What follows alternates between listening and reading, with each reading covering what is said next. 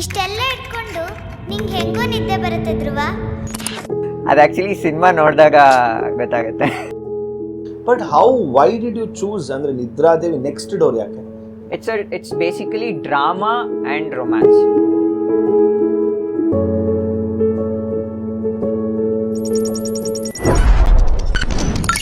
V can't say ಜನ ಬರ್ತಾ ಇಲ್ಲ ಅಂತ, ನಾವು ಜನ ಬರೋ ಥರ ಏನು ಮಾಡ್ತಾ ಇದೀವಿ is also important.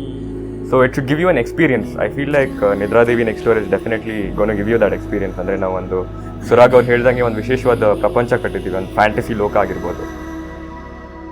Since this whole culture of reels and shorts was more and the attention span was less, ಆ ಮ್ಯೂಸಿಕ್ ವಿಡಿಯೋನ ಇವಾಗ ಫಿಲ್ಮ್ ನೋಡಾದ್ಮೇಲೆ ಮೇ ಬಿ ಅದನ್ನು ಹೋಗಿ ನೋಡ್ತಾರೆ. ಬಟ್ ನಮಗೆ ಅದರಿಂದ ಒಂದು ಸ್ವಲ್ಪ ಏನೋ ಆಗಬೇಕಾಗಿತ್ತು ಅಂತ ಏನಿರಲ್ಲ, ನಿಮ್ಗೊಂದು ಮಿನಿಮಮ್ ವಿಸಿಬಿಲಿಟಿ ಸಿಗುತ್ತೆ.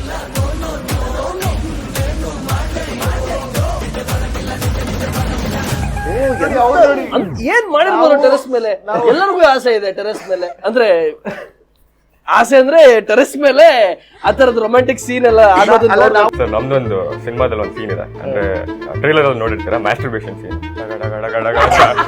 ಕ್ಯಾಮ್ರಾ ಹಿಂಗೆ ಟ್ರ್ಯಾಕ್ ಏನ್ ಆಗ್ತಾ ಇದೆ, ಇಲ್ಲೊಬ್ಬ ಸೈಡಲ್ಲಿ ರಿಫ್ಲೆಕ್ಟ್ ಇಟ್ಕೊಂಡಿದ್ದಾರೆ. ಅಣ್ಣ ನೀವು ಡೈಲಾಗ್ ತಿನ್ಕೋತಾರೆ ಕೆಲವರು, ನಮ್ಗೆ ಬಂದಿರೋ ಡೈಲಾಗ್ ಅವ್ರು ತಿನ್ಕೊಳ್ಳೋದು. ಈಗ ನಮ್ಗೆ ಬಂದಿರೋ ಸೀನ್ ಅವರು ತಿನ್ಕೊಂಡಿದ್ದಾರೆ. I love about this film is that it's very authentic. And the genre ಏನೇ ಇರಲಿ, the story is very authentic, and as he said, it's an experience.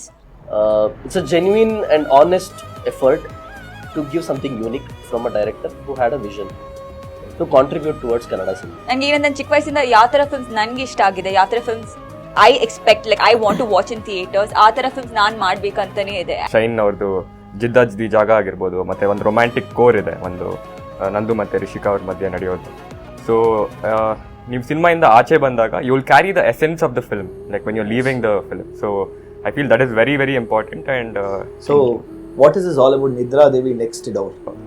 ಯಾರು ಏನು ಎತ್ತ ಎಲ್ಲದನ್ನು ತಿಳ್ಕೊಳ್ಳೋದಕ್ಕೆ ನೀವು ಚಿತ್ರಮಂದಿರಕ್ಕೆ ಬಂದು ನೋಡ್ಬೇಕು.